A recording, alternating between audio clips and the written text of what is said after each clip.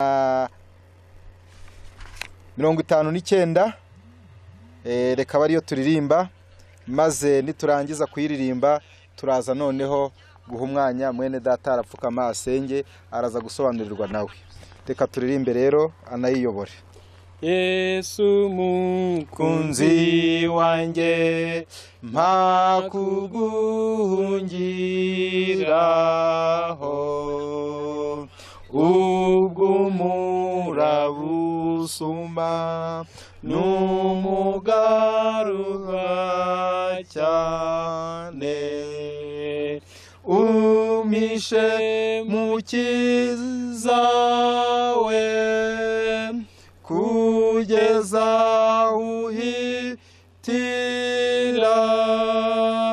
unyobora hikinze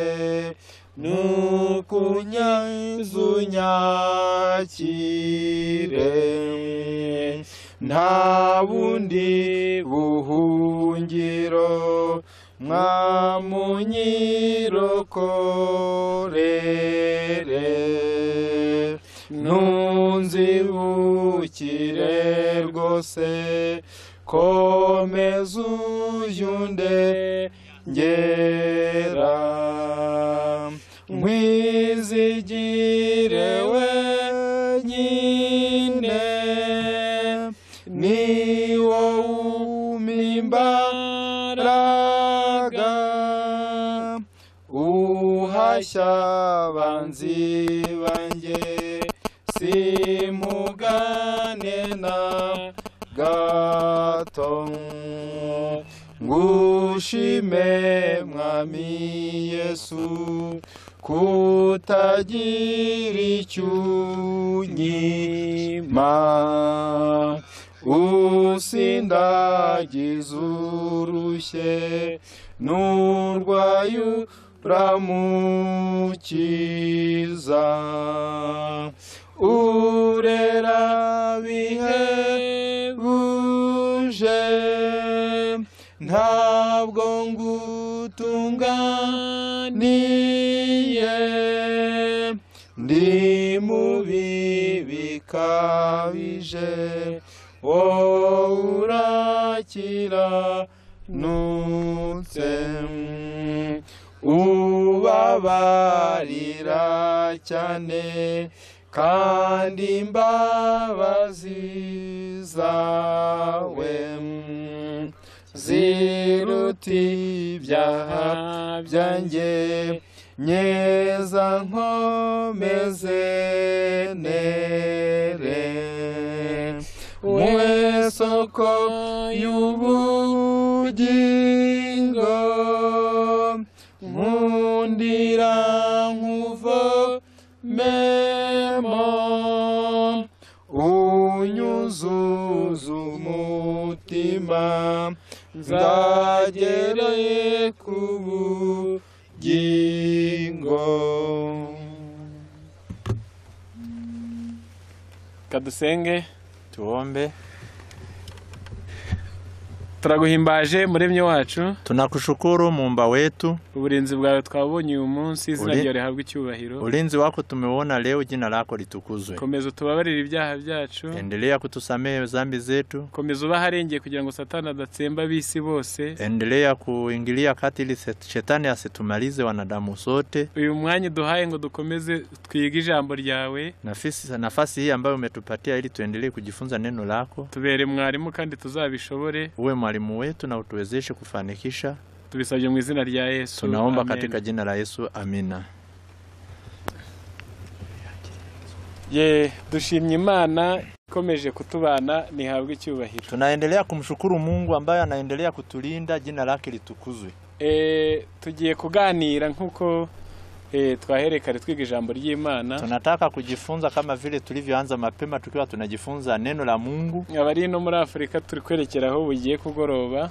Walioko huko Afrika wanaelekea jioni. Reka ya masaha ashyira umugoroba tuyabyaza umusaruro. Ngoja mida hii tupate kuzalisha. Ndi mwene so nta kiruta Imana. Majina yake ni hayo na mimi mkalemani wake ni Ndimubandi Benjamin. Tukaba tugiye kuganira hamwe mu nsanganyamatsiko itubwira ngo na kichwa cha cha somo kinazungumzia kwamba kubonera inyungu mu ngorane, kwamba kupata faida katika hasara. Niyo nsanganyamatsiko yacu tugiye kuganira, na somo letu litalenga hapo. Ibyanditswe byera biryoha bisubiwemo. Maandiko matakatifu yanakuwa matamu kama watu wanayarudia rudia. Niyo mpamvu duhora tubisubiramo natwe. Ndiyo maana hata na sisi tunajaribu kuyarudia mambo haya. Muri insanganyamatsiko yacu, katika kika cha maneno hiki, isi yuzuye ibyago. Dunia hii imejaa shida. Ndetse abahanga bamwe baravuze ngo kwisi ngo naho ibintu bitagenda nkuko wifuza. Na wataalamu wengine wamesema kwamba tafsiri ya dunia ni mahali ambapo mambo hayaendi sawa sawa na vile unavyotaka. Kandi ntacyo babeshye. Na kwa kweli hawakudanganya. Umwanditsi umwe yaranditse ngo, mwandishi mmoja aliandika akasema kwamba ngo isi nuruherereka, donc ubuzima bwo kwisi nuruherekane rw'ibibazo. Kwamba maisha duniani ni mfululizo wa matatizo. Urwana n'ikibazo kimwe wagikuraho, unapambana na shida moja, unapoiondoa ukabuteguye umwanya iki kiruta kizaza kwicaramo, na hapo utakuwa kama vile umeandaa nafasi ambayo shida ambayo ni kubwa zaidi ya ile itakuja kukaba hiyo nafasi. Ni nkaho ibibazo byakicaye biri kuvuga bitibwa agiye gukuraho kiriya mbonye akanya. Ni kama vile maswali yangekaa kwa kusema kwamba kwa kuwa hili limeondolewa tayari ninataka kupata nafasi. Nibwo buzima tubayeho. Ndiyo maisha tunayoishi. Wabuze umwana bari kibazo. Yule ambaye amekosa mtoto, hilo ni tatizo. Wamubona kumugaburira bikaba ikibazo. Unapompata kumulisha inakuwa shida. Ibyo kujya byaboneka kumurera bikaba ikibazo. Chakula kikipatikana namna ya malezi inakuwa shida. Yatangira kugukubita ibipfunsa akaba ari ikibazo. Akianza kukupiga ngumi inageuka kuwa shida.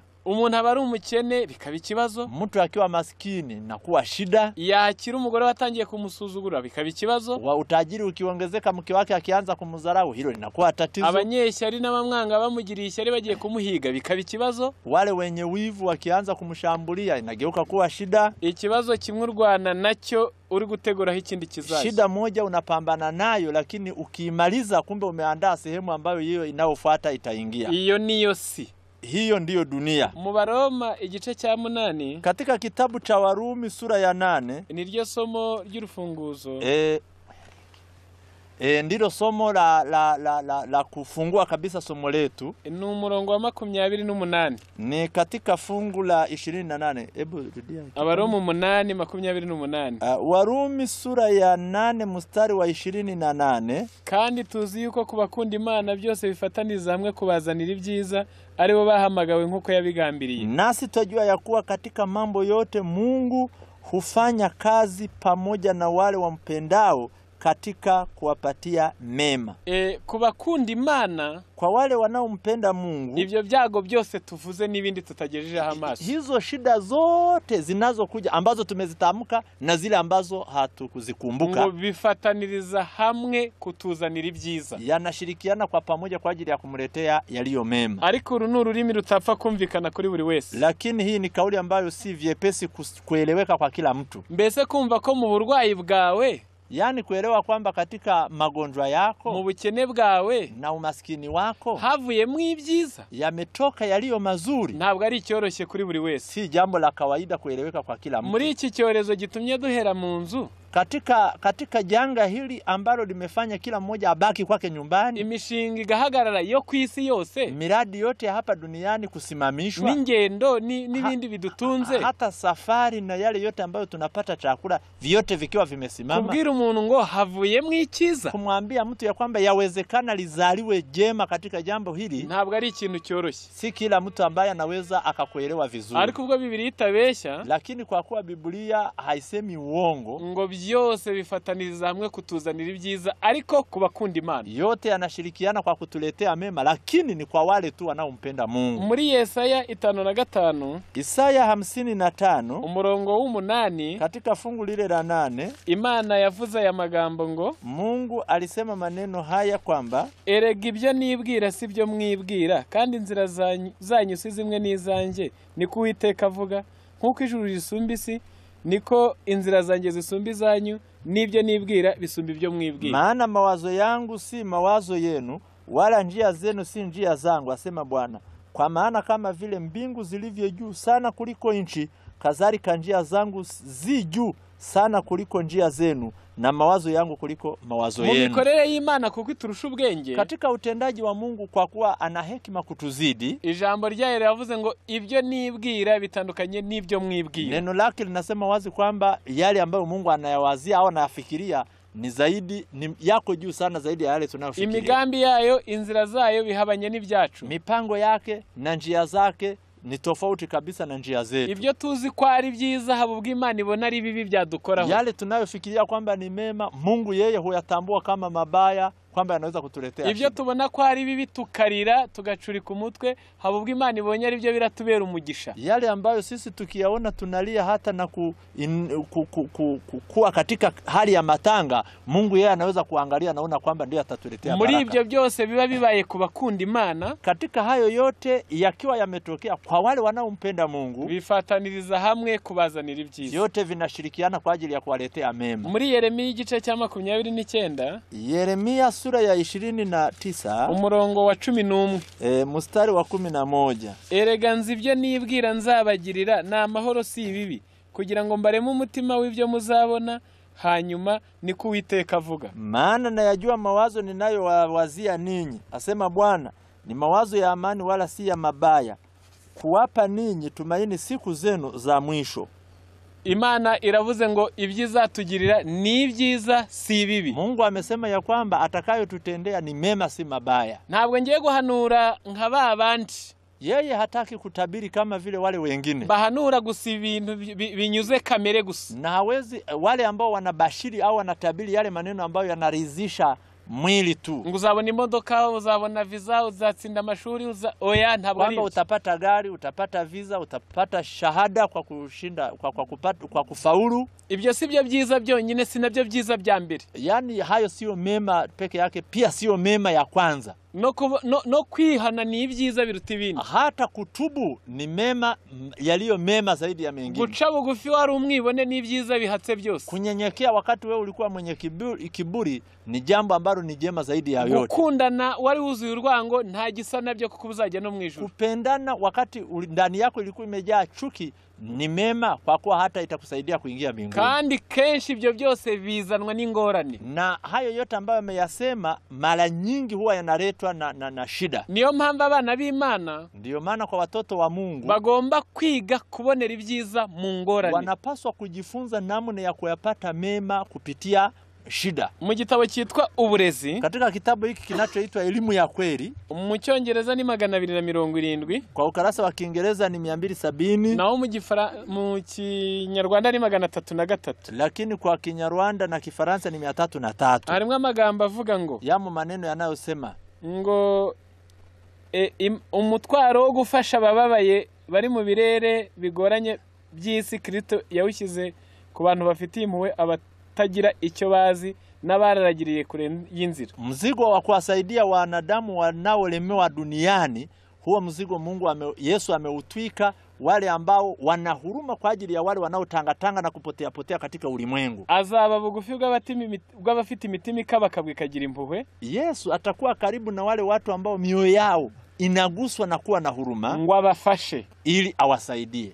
Nubwo ibiganza byabo byaba byanduye kandi nta bumenyi bafite, hata kama mikono yao itakuwa michafu na wakiwa hawana ujuzi, azakorana n'abantu bashobora kubonera amahirwe mu byago n'inyungu mu gihombo. Yesu atafanya kazi pamoja na watu wanaoweza ambao wana uwezo wa kupata faida katika hasara na hasara katika faida. Mucyo w'isi natumurikira tuzabona amahirwe mu birushya. Nuru ya ulimwengu atakapotuangazia tutapata bahati katika mambo yanayotuchosha. Tuzabona gahunda mu rujijo n'intsinzi mu bisa no gutsindwa. Tutapata utaratibu katika mambo ambayo ni kama vile yanatuchanganya, na ushindi tutaupata katika mambo yanayofanana kama vile kushindwa. Amakuba tuzayabonamwe imigisha yiyoberanije, ibyago tubibone nk'ubuntu tugiriwe. Shida tutaiona kama baraka ambayo haijafungulika vizuri, na shida tutazipata kama baraka ambayo imegeuzwa, yani imefunikwa. Bana b'Imana, watu wa Mungu, aya magambo yakurikiranye kwa kufuata vizuri haya maneno, ngo muri iyi minsi, katika siku hizi za mwisho, ngo Imana igiye gukorana gusa Mungu atafanya kazi tu, ngo n'abantu babonera amahirwe mu gihombo, pamoja na wale watu ambao wana uwezo wa kupata faida katika hasara, barabukwa ingorane mu bisa n'amahirwe, ambao wanaweza kugundua shida katika mambo yanayofanana kama vile bahati, ingorane n'ibirushya bakabona ari imigisha ije yihinduranije. Kile yale ambayo yanawachosha na yale yanawataabisha wanayaona katika sura ya mibaraka inayokuja katika hali ambayo ya kujifunika. Ndetse ibitabo dusoma bitubwira ngo, na katika vitabu tunavyovisoma vinatuambia kwamba ngo umukristo nyakuri, Mkristo halisi, ngo nubona icyiza kivuye mu byago yagize, ni yule ambaye anayapata mema katika zile shida ambazo zimempata, akarabukwa akaga kihishe mu mahirwe yagize. Na yani na akiwa amepata bahati, anaangalia kwa mbali, anagundua kwamba ndani yake inaweza ikawa imejificha hatari. Ngamureke natwe tubebo. Sasa ngoja na sisi tuwe Wakristo halisi. Uwo mwuka w'Imana tumurikire. Huyu Roho wa Mungu apate kutuangazia. Maze ibyago n'ingorane naho gusiga bidusandaje, na shida na majanga badala ya kutushambulia na kutusambaratisha, bijye bisiga bidusigiye isomo, yawe yakiacha tukiwa tumepata somo. Tuvuge nka wa mucamigani wavuze ngo, tuwe kama yule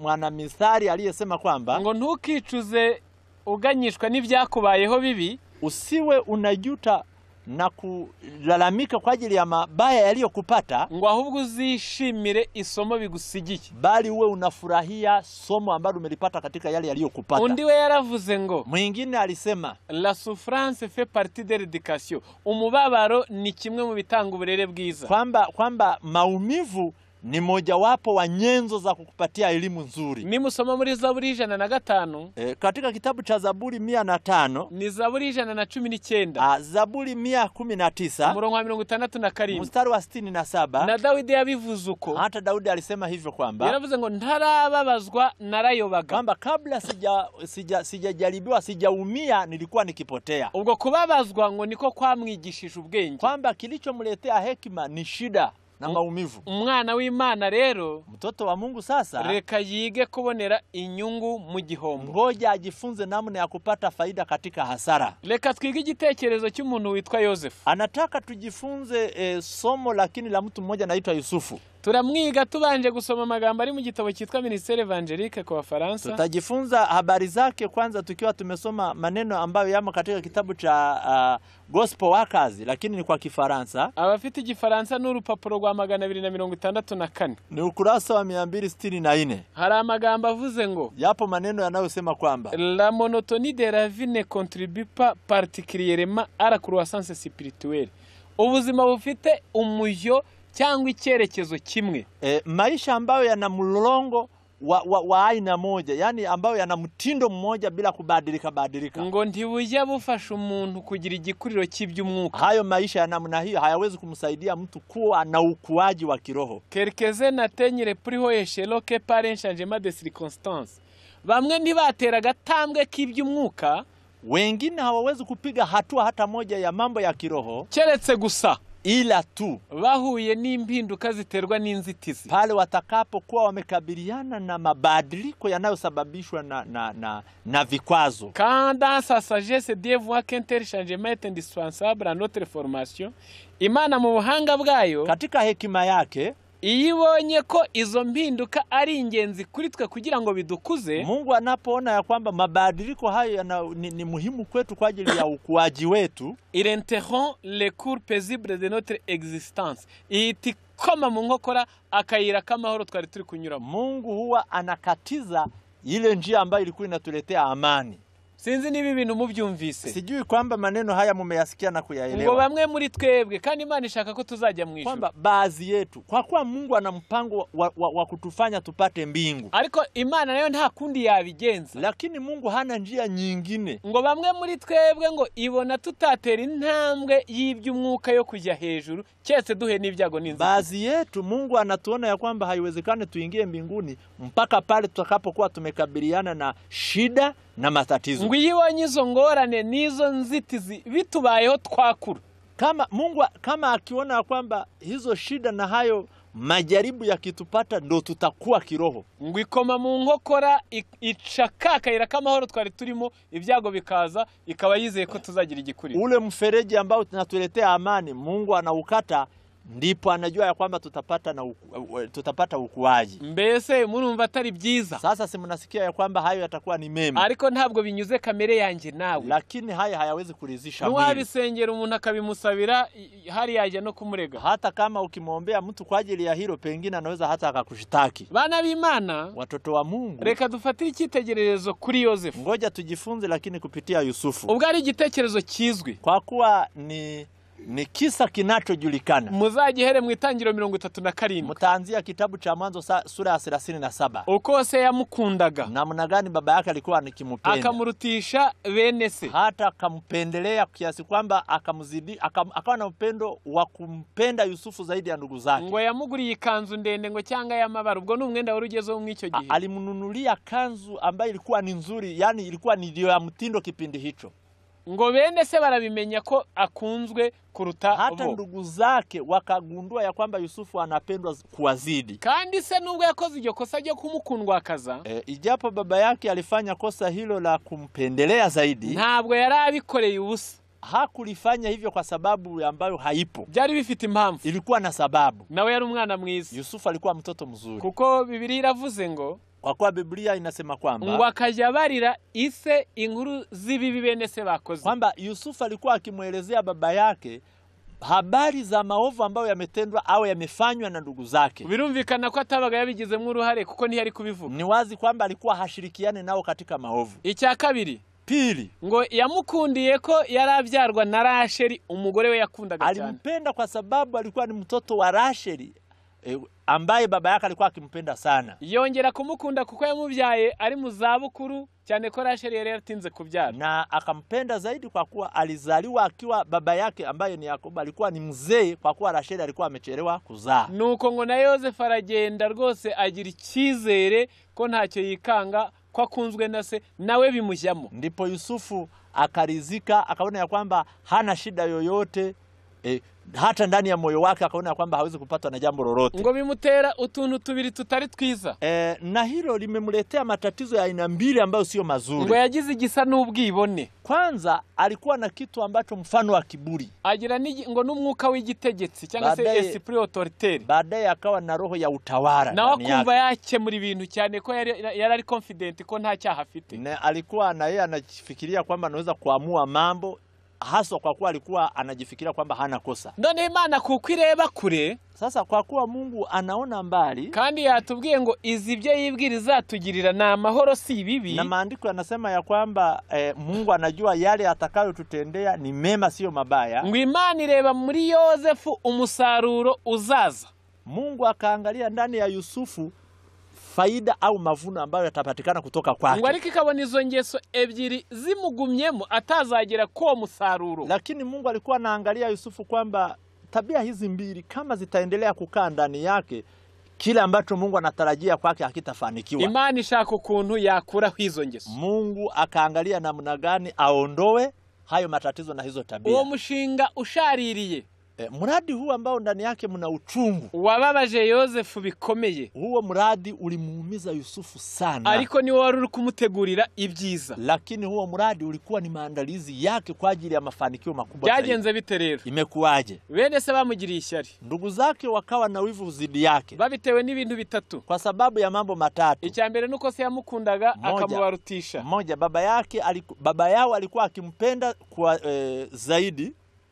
Icya kabiri, la pili, yari yararose ngo bari kwahira ubwatsi, umutware urahagarara iyabigwa imbere yabo bivuze ngo azabategeka. Alikuwa ameota njozi kwamba walikuwa wanatafuta sijui kuni, sijui alikuwa na mizigo fulani. Baadaye mizigo ya hawa wengine ikainama mbele ya mzigo wa Yusufu, mzigo wake ukasimama imara, maana yake atawatawala. Yari yararose izindi nzozi. Alikuwa amewahi kuota maono mengine au njozi zingine. Ngo izuba, ukwezi n'inyenyeri 11 bimwikubita imbere, bivuze ngo na se na nyina nabo bene se azababera umutware. Kwamba nyota na mwezi na jua na nyota 11 vilikuwahi kumsujudia. Maana yake kwamba baba na mama na ndugu zake wote watakuwa wakimsujudia. Ubwo yabibabwiraga ivyo byose, Hayo maneno alipokuwa akiwaelezea, kuko yari yaratese, kwa kuwa alikuwa amedeka, nta bindi bintazi, bila kuwa na busara ya kuona habari, yabibabwiraga yishimye aziko abazaniye agakuru keza. alikuwa akiwaambia kwa furaha akifikiri kwamba anawaletea habari njema. Nta kaga nko kuganyira uguhema.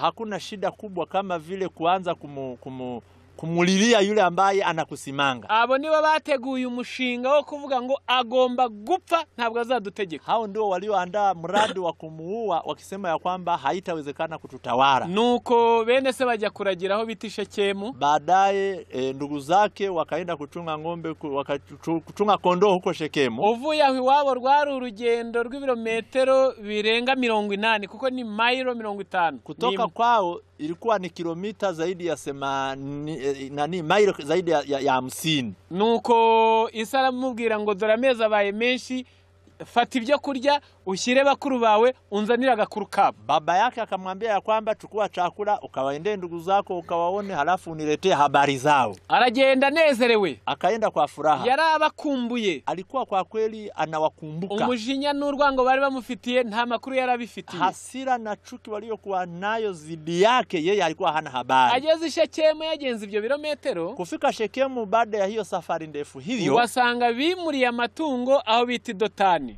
Akawakuta wamehamisha mifugo yao sehemu nyingine ilikuwa inaitwa Dotani. Rwari urugendo rw'ibirometero 24 mailo 15. Ilikuwa ni kilomita kama 24. Ibyo birometero byose birenga 106. Hizo kilomita zote ambazo ni zaidi ya 106. Ngo yabigiye nezerewe yishimye nta mvune nta muruho kuko akumbuye bene se. Alitembea akiwa anafurahi bila kuwa na kuchoka, akifikiri ya kwamba kwa sababu alikuwa amewakumbuka ndugu zake akitaka kuwasalimia. Ibyo ndi kuvuga byanditse mu bakurambere n'abahanuzi. Hayo yameandikwa katika kitabu cha PP mu mperezo z'ikigisho cya 19, mwishoni mwa sura ya 19, ndetse muzatangire n'icya 20. hata ukianza na sura ya 20. Nuko aba baregutseho akawafikia, ngo bakimubona ku gasozi baravuga ngo nguriya Karosi araje. Walipomuona wakaanza kusemezana ya kwamba tazama mwana ndoto anakuja. Barapanga ngo agomba gupfa, noneho akanya keza karabonetse. Wakajipanga na kusema kwamba lazima afe kwa sababu tumepata fursa na nafasi nzuri. Akibageraho wagiye kuramutsa kubita,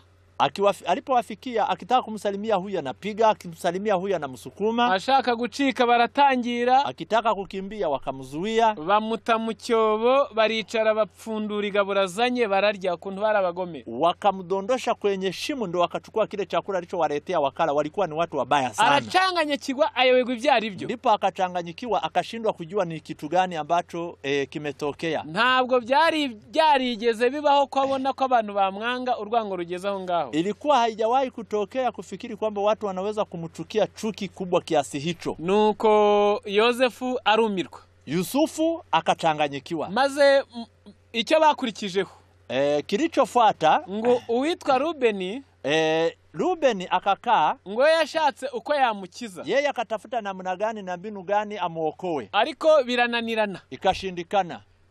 Nuko bapanga ko bagiye kumugurisha. Wakapanga namna gani kumuuza. Nabyo babikoze yagiye adahari. Hata walipopanga kumuuza walikuwa wanapanga hivyo, Reuben yeye hakuwepo. Nuko Yosefu baramugurisha mu ijambo rimwe. Kwa ufupi Yusufu wakamuuza. Ageze iyo agera, alipofika huko alikokwenda, ngo icyamubabaje kuruta ibindi, kilichomhuzunisha zaidi ya yote, ngo nuko akayira bamunyujijemo ngo yageze aho yitegeye amahema iyo kwase atatabaza ngo bamutabare. Ni kwamba njia aliyoipitia wakiwa wanapelekwa na wale watu, ni kwamba alipita karibu na hema ya baba yake, yani karibu na kwao, lakini alikuwa hana uwezo wa kuita ili wamsaidie. Ngo agahinda karamwishe bitigeze bibaho. Alikuwa na huzuni kubwa sana. Ngo ageze iyo bamuguze rero, alipofika huko walipomuuza, ngo yaricaye, alikaa, ngo ayongera kwibuka ibyamubayeho byose. Akaanza kufikiria na kuyarejesha yale yote ambayo yametokea kwake. Nta nubwo yarazi ibyo azira kugeza uwo mwanya. Na mpaka hapa alikuwa hajajua ya kwamba ni kitu gani ambacho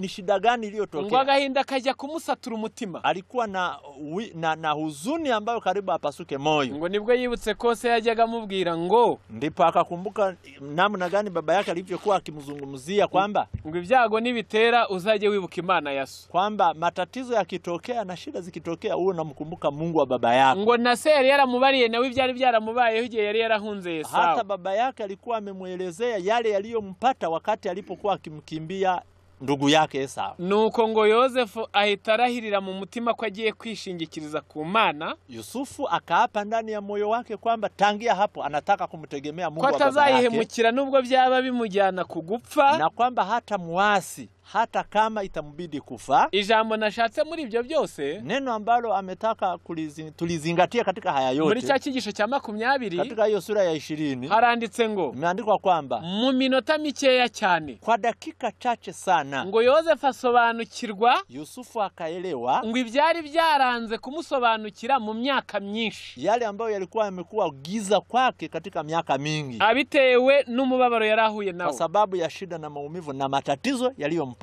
Mu gitabo cyitwa Uburezi, katika kitabu cha elimu ya kweli, ni urupapuro rwa 61 mu Kinyarwanda, ni katika sura ya 61 kwa Kinyarwanda na 51 mu Cyongereza na 51 kwa Kiingereza. Mu itangira ry'ubuzima bwabo, katika mwanzoni mwa maisha yao, ubwo bavaga mu bugimbi binjira mu myaka y'ubukure, walipokuwa wanatoka katika ile rika ya adolescent wakiingia katika umri mkubwa, Yosefu na Danieli batandukanijwe n'imiryango yabo. Yusufu na Danieli walitenganishwa na familia zao, bajyanwa mu bunyage mu bihugu by'abapagani, wakapelekwa huko mateka katika nchi za wapagani. Yosefu by'umwihariko yugarijwe n'ibishuko bitera umuntu igihe cyose habaye impinduka mu buzima. Kwa namna ya pekee Yusufu alizingirwa na matatizo na vishawishi ambavyo daima humuzingira mtu wakati kumetokea mabadiliko ya maisha yake. Munzu ya se yari umwana ukundwa cyane. Kwa baba yake alikuwa ni mtoto mpendwa. Kwa Potifari yari imbata.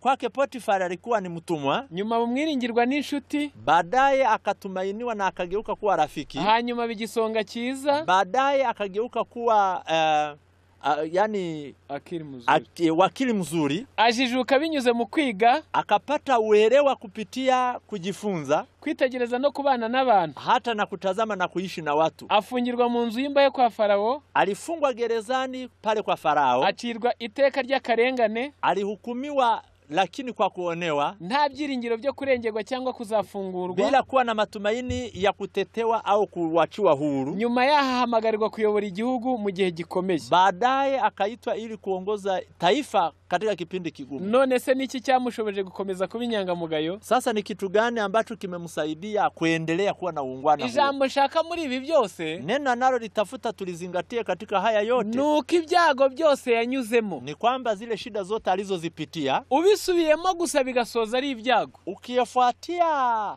na kumalizia kwa zile shida tu, warwara n'umutima, unaweza hata na wewe kuhuzunika. Ariko zikugurishwa nabo warugemuriye. Hivi unafikiria ni jambo la huzuni kiasi gani kuuzwa na watu ambao ulikuwa umewapelekea chakula? Ari abavandimwe aribo ugira imbere n'inyuma, wakiwa ndugu zako na wewe ukijua kwamba ndio ndugu zako wa karibu. Ariko ntabwo bari bamugurishije, lakini kumbe walikuwa hawajamuuza au kumuuzisha, ahubwo kuriya yageze muri gereza, bali alipofika kule gerezani agasobanura inzozi zabo babana muri gereza na kuwaelezea ndoto za wale ambao walikuwa ni wafungwa wenzake, bagataha bakajya imusozi, na wale wafungwa baadaye wakarudi kuenda nyumbani. Umwami yarota inzozi bakamurangira Yosefu. Mfalme alipopata ndoto wakamuelekeza kwake Yusufu. Yosefu akimara kuzisobanura, baada ya Yusufu kumfafanulia mfalme ndoto zake, avuga ko hazaba imyaka 7 y'umwero igakurikirwa n'7 y'inzara, na kumuelezea kwamba zitatokea miaka 7 ya mavuno mengi, baadaye ifuate mingine miaka 7 ambayo ni ya njaa. Umwami yahise amubwira ngo bari wewe uhinga, ushaka ibigega, uhunike, ubaye ministre w'imari. Mfalme alimwambia kwamba tangia leo wewe ndio utaendesha kilimo na utaweka akiba ya chakula, maana yake wewe utakuwa waziri wa fedha. Uhereye uwo munsi Yosefu umutware binyuze mu kaga na kangaratete. Tangia hapo Yusufu akageuka kuwa mfalme kupitia shida na matatizo. Abaza amateka, Wale wanaojua historia vizuri, yabaye ministre w'imari mu gihugu cya Egiputa cyayoboraga isi icyo gihe. ni kwamba alikuwa waziri wa fedha katika nchi ya Misri, ambayo ilikuwa ni dola kubwa, au ni nchi ambayo ilikuwa inatawala dunia nzima. Ubwo mvuze ngo yabaye ministre w'imari w'isi ntacyo naba mbeshye. Akisema kwamba alikuwa waziri wa fedha katika ulimwengu mzima, atakuwa hajaongopa. Ariko mubanze murebe inzira byanyuzemo ngo yibona ari ministre w'imari. Lakini njia za kumwandaa ili afikie kiwango hicho ni ngumu. Murebe bamubeshye ngo yasambanije umugore w'igikomangoma. Mtazame akiwa anasingiziwa kwamba amezini na mke wa Potifar. Nuko Biblia iravuga ngo, na hapa Biblia inasema kwamba Zaburi 105 umurongo wa 16 kugeza 22. Zaburi 105 mstari wa 60 na 16. Ahamagara inzara ngo itere mu gihugu, avuna inkoni yose bishingikirijeho niyo mutsima wabo, atuma umugabo wo kubabanziriza ni Yosefu waguriwe kuba imbata, bababarisha ibirenge by'iminyururu, bamushyiraho ibyuma kugeza ijambo ry'Uwiteka ryasohoreye. Isezerano rye ryaramugeragezaga, umwami yaratumye baramubohora, umutegeka w'amahanga yaramurekuye, amugira umutware w'urugo rwe, amubitsa ibintu bye byose ngo abahe abakomeye be uko ashaka, yigishe bakuru be ubwenge. Hapa kwamba akaiita njaa ijilie nchi, akakiharibu chakula chote walichokitegemea. Alimpeleka mtu mbele yao, Yusufu aliuzwa utumwani, walimuumiza miguu yake kwa pingu, akatiwa katika minyororo ya chuma, hata wakati wa kuadia neno lake, ahadi ya Bwana ilimjaribu. Mfalme alituma watu, akamfungua mkuu wa watu, akamwachia, akamweka kuwa bwana wa nyumba yake na mwenye amri juu ya mali zake zote. Mwumvise ko burya ntabwo Biblia iravuga ngo agira ibyago. Kumbe kama mmesikia vizuri, Biblia haijasema ya kwamba alipata shida. Aho Imana ikuvuga ngo iramutuma, bali Mungu alimtuma akatangulia wengine, ngo agenda abanzirize bene se azabakiza inzira kandi abigisha ubwenge, ili awatangulie ndugu zake, apate kuwapatia chakula na kuwaepusha njaa na kuwafundisha akili. Icyanshimishije nuko nawe yabimenye. Kilicho nifurahisha sana ni kwamba hata yeye hili aliligundua. Igihe bene se bazaga kumuhahaho, wakati ndugu zake walienda kuhemea, wakamkuta yeye ndiye anayeuza chakula. Muzi ko bahagiye inshuro nyinshi. Mnakumbuka kwamba walienda huko mara nyingi. Ariko ku musozo yarabibwiye, lakini mwishowe alijitambulisha kwao. Bakorwa n'isoni, bafatwa n'ikimwaro, waliaibika na hofu pia juu yake. Nta kaga nko kwibona uri mu biganza byo wahemukiye. Hakuna shida kubwa kama vile kujikuta ukiwa chini ya ulinzi wa yule ambaye umewahi kumtendea maovu. Ariko navyo ni isomo. Lakini pia hata hilo ni somo. Wakibareba uko bamwaye, yeye alipowaona namna gani wameaibika, uko bagize ubwoba bataratwishe noneho birarangiye, namna gani walivyoogopa wakifikiri kwamba anawaua. Biblia iravuze ngo, Biblia inasema kwamba yarabwiye ngo ntimubabare, kwamba msiogope, nimwirakarire, musikasirike kwa ajili yenu, ko mwangurishije, kwa kuwa mumeniuza au mumeniuzisha. Ntabwo mwangurishije abagiza bera, nyinyi hamukuniuzisha, ngo ahubwo ni Imana yatumye nzino ngo mbabanzirize mbone uko mbakiza iyi nzara. Abonye mwikiza, bali ni Mungu ambaye amenituma niwatangulie huku nipate kuwaponya njaa. Bana b'Imana, watoto wa Mungu, nta mujinya n'ubugome Imana ifitiye umuntu. Mungu hana hasira wala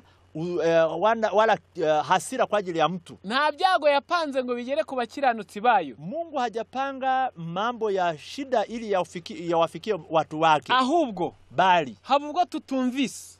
Pengine Mungu anasema lakini tusisikie. Imana ikavugisha kanwa n'ibyanditswe n'ibyaremwe ntitwumve. Mungu anatumia sauti yake, anatumia maandiko hata na maumbile, lakini tusisikie. Imana ikabidashaka ko tuzarimbuka, na Mungu hataki tuangamie, igakoresha irindi jwi risa no gukandaho ngo nibura ukebukurebe. Na Mungu anatumia sauti nyingine kama vile kufinyiria ili ugeuke na uone. Yobu 33:5. Ayubu sura ya 33 mstari wa 5. Haranditswe 33:5. 36 fungu la 5. Hari aya magambo avuze ngo, dore Imana irakomeye kandi ntigira uwihinyura, irakomeye mu mbaraga no mu bwenge, ntiramisha umunyabyaha ariko itsindishiriza abarengana, ntabwo ivana amaso yayo ku bakiranutsi, ahubwo ibicaza hamwe n'abami ku ntebe zabo, ikabakomeza iteka ryose bagashyirwa hejuru. kandi iyo baboheshejwe iminyururu bagafatishwa ingoyi z'umubabaro ibereka imirimo yabo n'ibicumuro byabo uko bagenje bibona, ikabazibura amatwi yabo ngo bumve ibyigisho, ikabihanangiriza kuva mu byaha. Tazama, Mungu ni hodari, wala hamdharau mtu yeyote, anaweza katika nguvu za fahamu, hauhifadhi uhai wa waovu, lakini huwapa wateswao haki yao. Yeye hawaondolei macho yake wenye haki, lakini pamoja na wafalme huwaweka katika viti vya enzi milele, nao hutukuzwa.